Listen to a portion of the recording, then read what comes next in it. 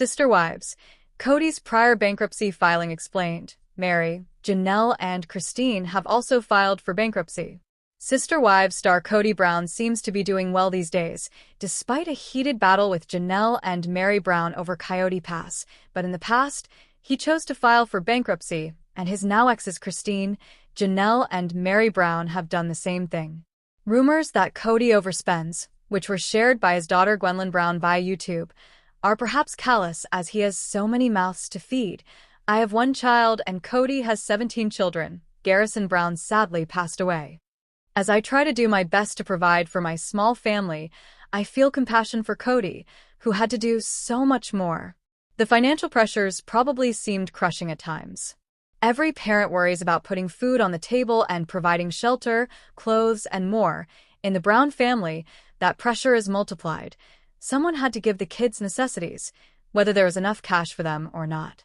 The answer is using credit cards and lines of credit. It's not always about indulgence. It's about giving children some kind of quality of life.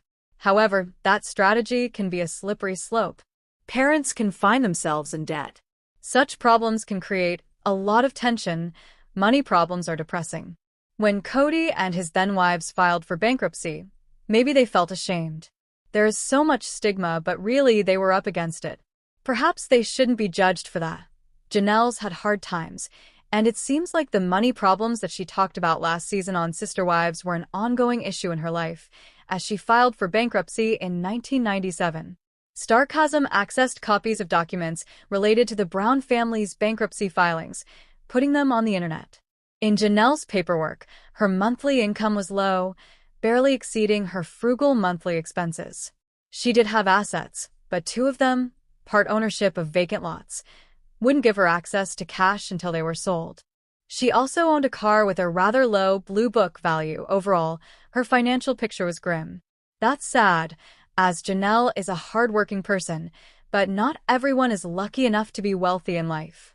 In America, where affluence is celebrated, people may feel very bad about themselves when they don't have a lot, but being poor isn't a crime. Janelle filed for bankruptcy, doing what she had to do at that time. The woman who went out to work to provide for her family says she left her spiritual union with Kody with almost nothing. When Janelle filed for bankruptcy back in 1997, she owed over $20,000.00. When Kody and Meri filed for bankruptcy in 2005, it was a joint filing. Kody's monthly income at that point was a little under $4,000 per month, while Meri brought in almost $900 per month. Their expenses per month were over $6,100. With that kind of income, it was impossible for them to pay down their debt, which exceeded $229,000. While owing that much money may sound bad at a glance, a lot of what was owed was mortgage debt for their Utah home. In fact, $90,000 of what they owed was mortgage debt. The remainder was debt linked with car loans and retail purchases. Kody and Meri had a range of debts from a host of popular retail outlets, including hardware stores like Home Depot and Lowe's and the chain store, Sears. It's not like Kody was charging David Yurman jewelry, which he was spotted wearing later.